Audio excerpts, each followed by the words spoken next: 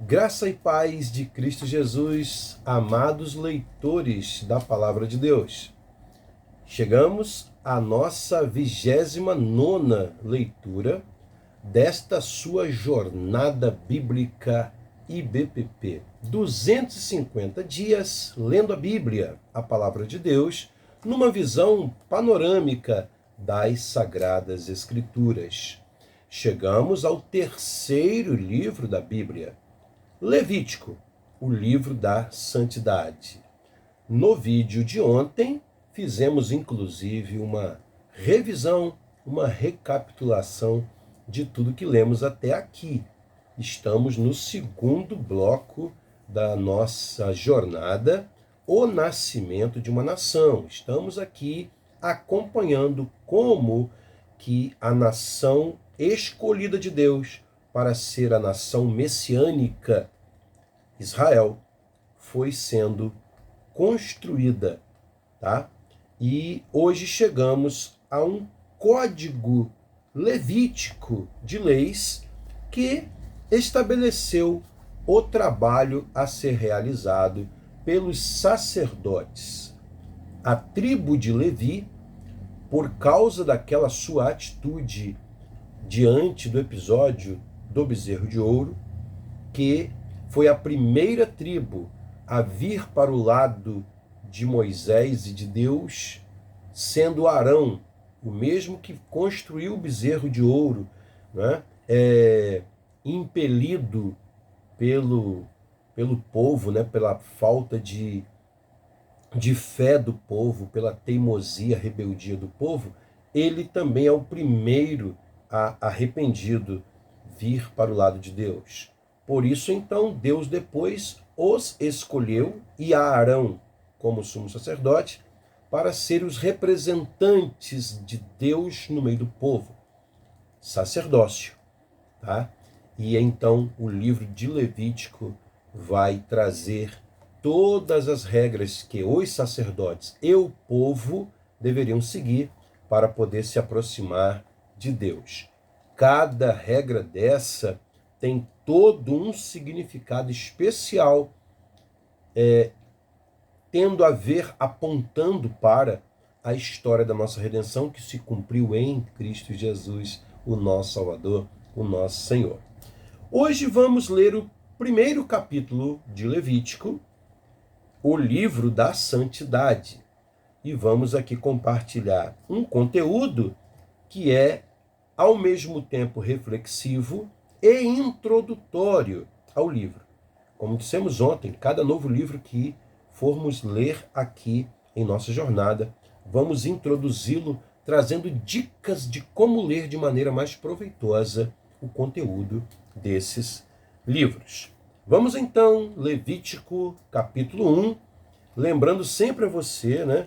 Você pode acompanhar nossa leitura na sua versão bíblica preferida. Nós estamos acompanhando aqui a nova versão internacional da Bíblia de Estudo Facilitado, tá? Editada por Philip Yancey e Tim Stafford. Esta Bíblia tem sido nosso guia de viagem da nossa jornada bíblica 2024. Vamos então à leitura. Levítico capítulo 1, o holocausto. Da tenda do encontro, o Senhor chamou Moisés e lhe ordenou: diga o seguinte aos israelitas: quando alguém trouxer um animal como oferta ao Senhor, que seja do gado ou do rebanho de ovelhas, se o holocausto, isto é, sacrifício totalmente queimado, tá, irmãos? Como aparece em todo o livro de Levítico. Se o holocausto for de gado, oferecerá um macho sem defeito. Ele o apresentará à entrada da tenda do encontro, para que seja aceito pelo Senhor, e porá a mão sobre a cabeça do animal do holocausto, para que seja aceito como propiciação em seu lugar. Propiciação, meus irmãos, é uma palavra que significa apaziguamento da ira divina. Significa tomar o lugar de Cristo é o nosso propiciatório, portanto, esses sacrifícios aqui apontam para Cristo. Por isso que lá, mais tarde, ele vai ser chamado o Cordeiro de Deus, que tira o pecado do mundo. O Cordeiro que apaziguou de uma forma definitiva e completa, plena, a ira divina contra os nossos pecados. Hoje, somos aceitos por Deus mediante Cristo. Por isso que ele falou, ninguém vem ao Pai, senão por mim.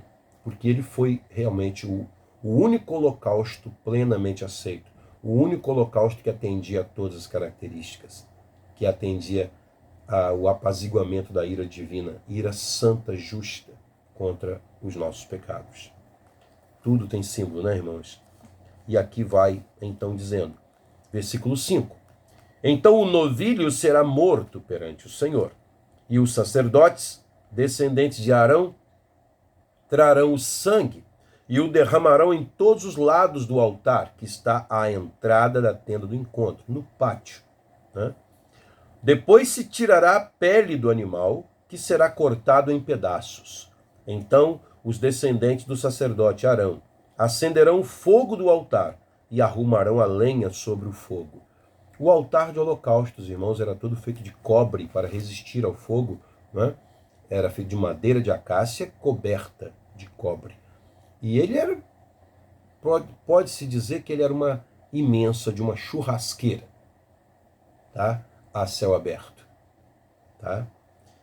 Em seguida, arrumarão os pedaços, inclusive a cabeça e a gordura, sobre a lenha que está no fogo do altar. A gordura era a parte mais desejável, né, do animal. Por isso que faz questão de citá-la aqui, porque ela é oferecida ao Senhor. O melhor ao Senhor. Né? As vísceras e as pernas serão lavadas com água, e o sacerdote queimará tudo isso no altar. É um holocausto, oferta preparada no fogo, de aroma agradável ao Senhor. Deus aspirava aquele cheiro e era agradável a ele, porque estava sendo feito de coração, porque estava sendo completamente dedicado a ele, sem o ofertante ficar com nada para si. Né? Então é dedicação exclusiva. Aqui a mensagem é que nós precisamos separar algumas coisas para Deus e ser exclusivamente para Ele, totalmente para Ele. Né? Se a oferta for um holocausto do rebanho, quer de cordeiros, quer de cabritos, oferecerá um macho sem defeito. Sem defeito significa que não podia ser cego, não podia ser manco, não podia ter nenhuma infecção no pelo ou por baixo do pelo na pele, não podia ter manchas, tá? Tinha que ser branquinho, né? Ou de uma cor só, sem nenhuma mancha. Tudo isso apontando, irmãos, para Cristo, sem defeito, sem mancha, sem pecado. Né? Então é símbolo, é prefiguração, isso aqui é chamado de tipologia. São símbolos que apontam para Jesus Cristo, nosso Salvador. O animal será morto no lado norte do altar perante o Senhor. Os sacerdotes, descendentes de Arão, derramarão o sangue nos lados do altar. Então o animal será cortado em pedaços. O sacerdote arrumará os pedaços, inclusive a cabeça e a gordura, sobre a lenha que está no fogo do altar. As vísceras e as pernas serão lavadas com água. O sacerdote trará tudo isso como oferta e o queimará no altar. É um holocausto, oferta preparada no fogo de aroma agradável ao Senhor. Sobre esse versículo 13, Yancey e Stafford trazem uma pequena nota aqui, dizendo assim: holocausto original. A palavra holocausto, que significa sacrifício totalmente queimado, deriva da prática israelita de oferecer um animal inteiro, incluindo patas, cabeça e porções internas. Mais tarde, a palavra passou a significar grande devastação, principalmente pelo fogo. Depois da Segunda Guerra Mundial, os judeus começaram a se referir à destruição em massa de sua raça, conduzida por Adolf Hitler na Alemanha nazista, nas câmaras de gás e fornos como holocausto. E assim também, irmãos, a palavra tem sido aplicada a genocídios em geral, como se fala, por exemplo, do Holocausto Negro, referindo-se à forma devastadora como nossos irmãos africanos foram trazidos para as Américas para serem escravizados. Muitos deles não suportavam a viagem, morriam no caminho, né? Caminho via mar, né? Via Oceano Atlântico. Então a palavra holocausto também passou a ter essa significação sociológica, histórica, né? Triste, tá? Bastante triste. Versículo 14. Se a sua oferta ao Senhor for um holocausto de aves, traga uma rolinha ou um pombinho. O sacerdote trará a ave ao altar, destroncará o pescoço dela e a queimará. Era proibido oferecer a Deus um animal, irmãos, estrangulado, tá? Ou sufocado, melhor dizendo. O animal tinha que ser morto mesmo. Então, destroncar a ave aqui para degolá-la, né? O sangue ser derramado. Tudo isso apontava para a natureza do sacrifício de Cristo, tá? Que também morreu imolado, né? Sangue derramado.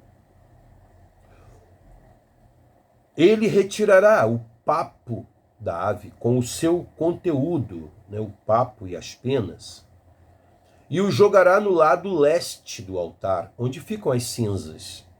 Rasgará a ave pelas asas, sem dividi-la totalmente.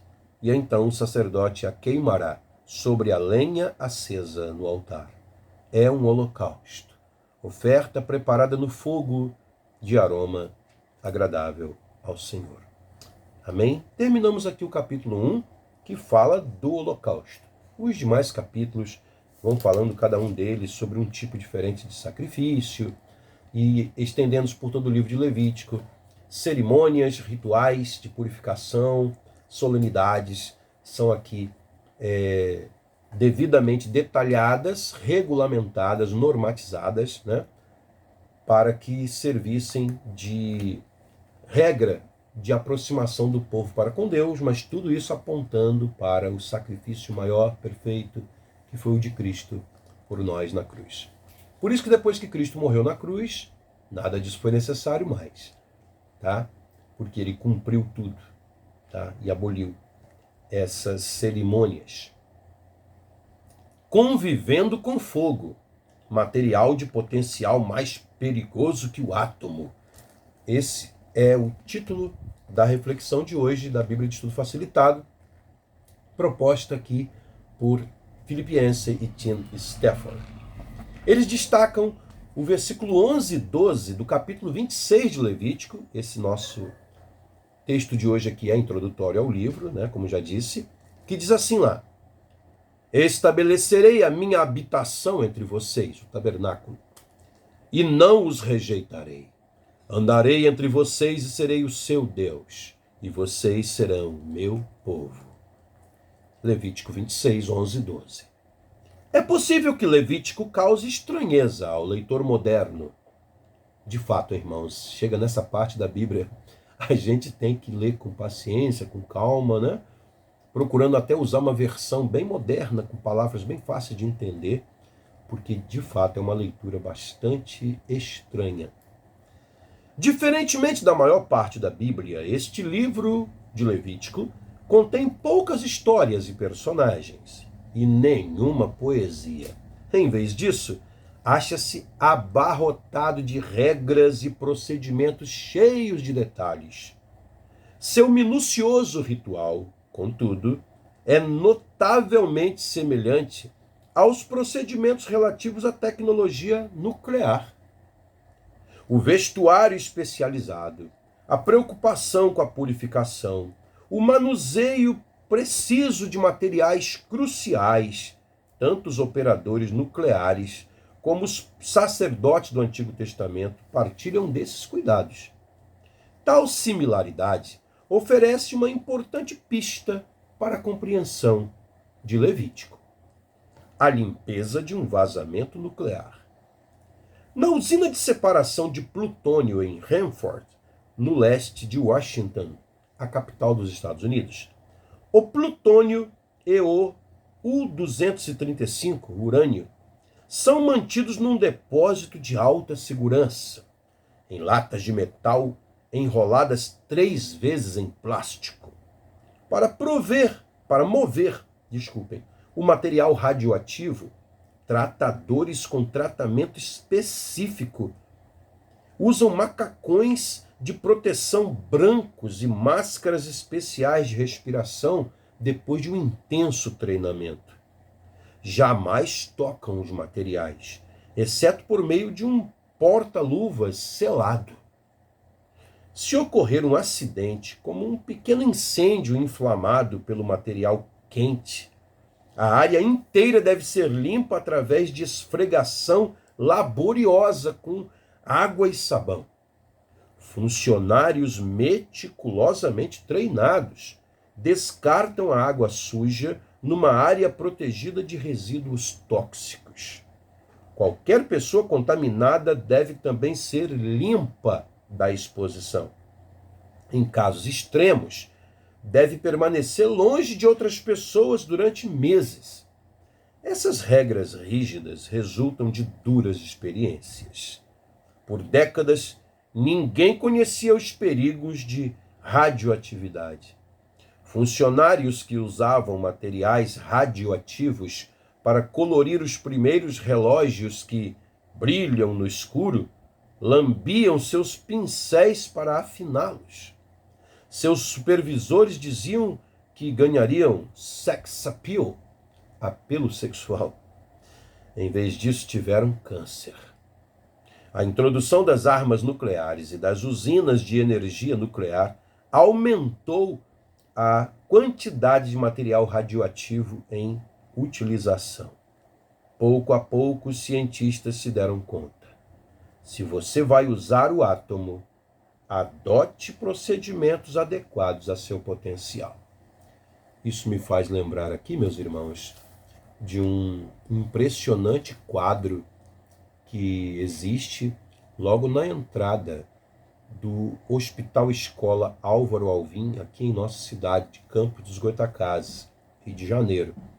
Álvaro Alvim, cujo nome, foi dado a esse hospital escola tão importante aqui da nossa região, ele foi um dos primeiros a introduzir o uso de raios-x no Brasil. Radioatividade. E, meus irmãos, este importante cientista, esse médico devotado, praticamente deu a sua vida para a introdução da radiologia no Brasil, que hoje é tão importante, tá, para a detecção antecipada, de enfermidades, e depois teve tantos desdobramentos, como a utilização de ultrassom, de tomografias e muitos outros exames. E lá no quadro fala da dedicação extrema de Álvaro Alvim a esse tipo de experimento, o que lhe custou ao longo da vida a perda de membros. Ele foi perdendo os membros de seu corpo aos poucos, até por fim perder a sua vida. Morreu novo, não com idade avançada, acometido de enfermidades decorrentes da sua exposição àquela radioatividade ainda em processo de conhecimento. Então, mostra aí a dedicação. Aqueles sacerdotes do Antigo Testamento também estavam se expondo a algo que estava ainda em conhecimento, que é a presença da Shekinah de Deus, a glória manifesta de Deus no meio do seu povo, um Deus santo no meio de um povo pecador, para estabelecer um relacionamento que só depois, na pessoa de Cristo Jesus e na descida, do Espírito Santo definitivo, é que pôde ser ajustado. Então, olha que interessante essa metáfora que Stafford e Yancey fazem do livro de Levítico. Tenho certeza que você e eu nunca mais vamos ver Levítico da mesma forma depois desta leitura de hoje, né? A presença íntima de Deus. A leitura de Levítico se assemelha à de um manual de instrução para funcionários de uma usina atômica. Seu material perigoso, entre aspas, porém, é mais poderoso que o átomo. Levítico possui detalhes minuciosos de como viver com Deus. Inclusive, irmãos, aqui vou adiantar algo, né? E que a leitura aqui não traz, mas que material extra-bíblico nos fornece. O motivo por que na barra, né? Na orla das vestimentas dos sacerdotes, aquela vestimenta mais externa, havia ali romãs, tá?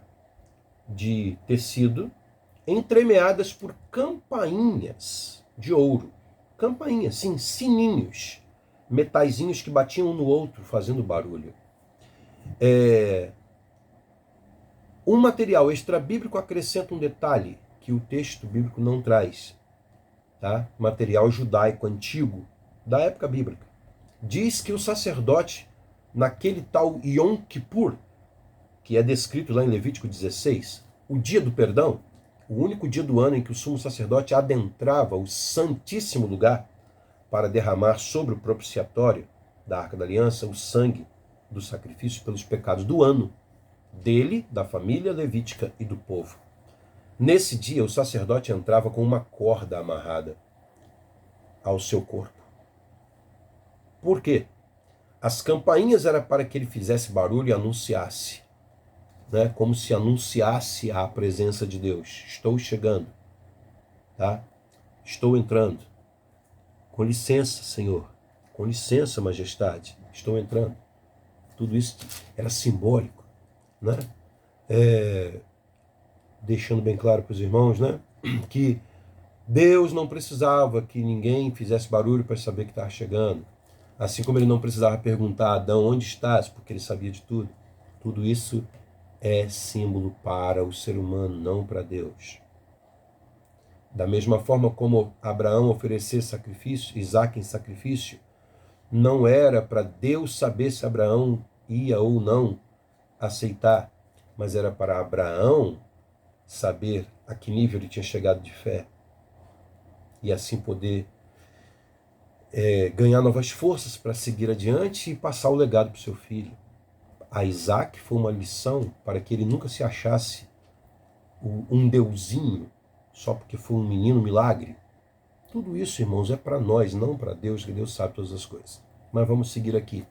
Esse material extrabíblico diz que o sacerdote entrava com essa corda amarrada para que, caso ao entrar lá dentro, Deus o rejeitasse e ele viesse a morrer, o cadáver dele pudesse ser puxado, içado de volta, já que ninguém podia entrar lá, só ele, naquela uma vez por ano. Olha, irmãos, que zelo extremo, tá? De fato, como Yancey e Stafford dizem aqui, material mais perigoso que o próprio átomo. Levítico possui detalhes minuciosos de como viver com Deus. Um panfleto sobre como sobreviver a um acidente nuclear pode ser algo maçante de ler nas férias, mas se torna no mínimo cativante quando lido no meio da vibração de um reator nuclear. Da mesma forma, a leitura de Levítico pode ser maçante caso o leitor não perceba a maravilhosa notícia por trás. Deus, o Criador do universo, entrou na vida de uma pequena e insignificante tribo que está sendo tornada em nação. Os israelitas não poderiam meramente encaixar Deus em sua vida. Deus não entra nas nossas gaiolas mentais, irmãos.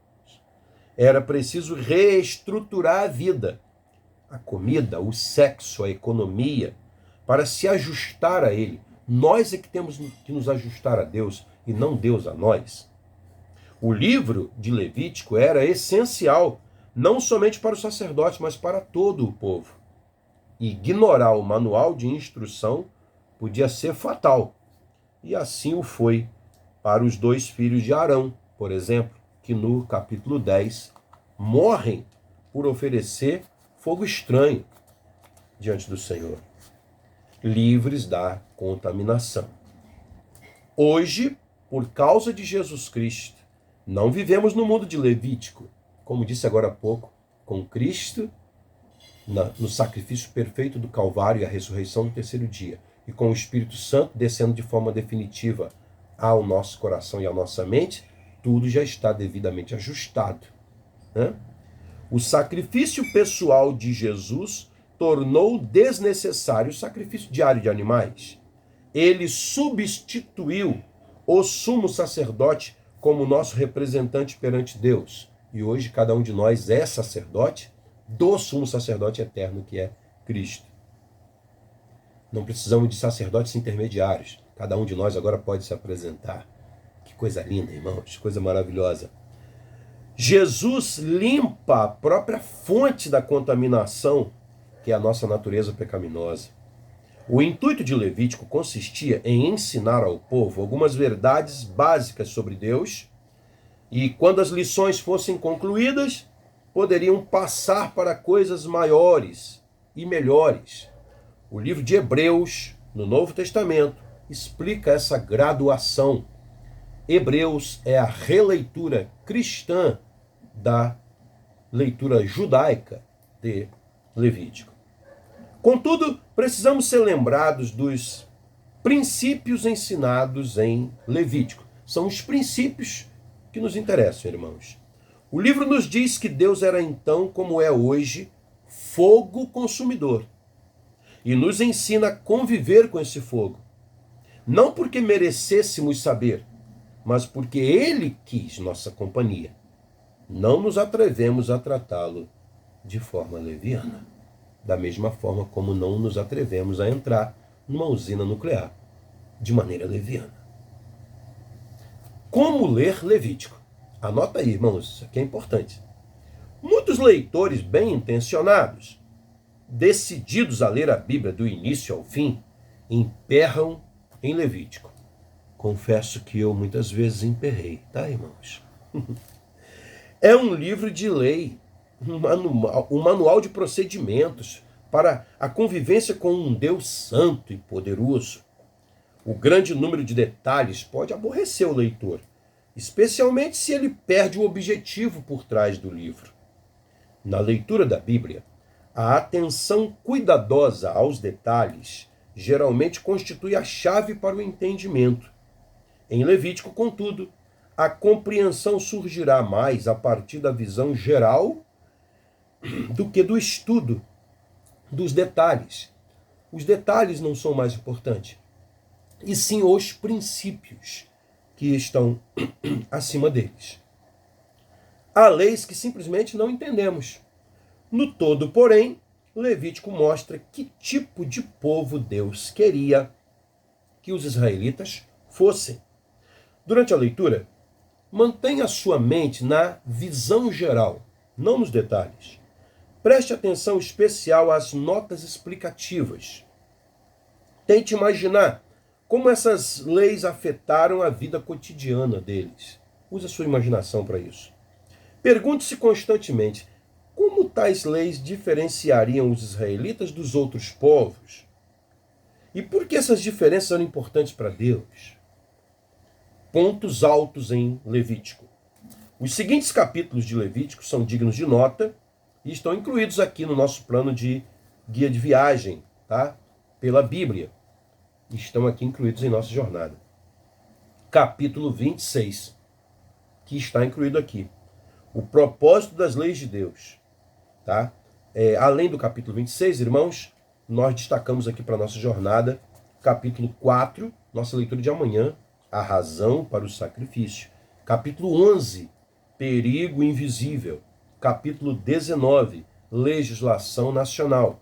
Capítulo 23, celebração a Deus. Vamos falar das festas sagradas. E o capítulo 26, que foi citado aqui por Stafford e Yancey, questões legais, tá? E assim vamos prosseguir com a nossa leitura de Levítico, o livro da santidade de Deus. Vamos orar ao Senhor? Deus bendito e santo, hoje nós queremos falar contigo como esse Deus santo, santo, santo que tu és. Diante da realidade de nós, pecadores, como, meu Deus, poderíamos estar na tua presença? Nós te louvamos porque o Senhor tomou a iniciativa e veio e se aproximou de nós. Os princípios para estarmos diante da tua face, para gozarmos de tua presença e tua companhia, sem sermos incinerados pelo teu fogo consumidor. É isso que queremos aprender nas nossas leituras de Levítico, bem como de toda a tua palavra. Queremos, meu Pai, dizer ao Senhor que te engrandecemos pelo teu Filho Jesus ter nos substituído, tomado nosso lugar e se sacrificado por nós. Resta-nos, tão somente pela fé nele, nos aproximarmos de ti sem medo. Sem medo. Aquele medo que os israelitas manifestaram ao pé do Monte Sinai não faz parte mais da nossa realidade, Senhor. Aquele medo já se foi. Hoje, ousadamente, como o autor aos Hebreus nos diz, nós nos colocamos diante do Senhor para nos apresentarmos perante Ti, perante o Teu trono, no Santo dos Santos, porque um novo e vivo caminho, o caminho do sangue de Cristo, foi aberto para nós. Seja bendito o Teu santo nome, agora e para sempre, meu Pai. Muito obrigado, porque o Senhor abriu o caminho para estarmos em plena comunhão contigo. E como é gostoso estar na tua presença.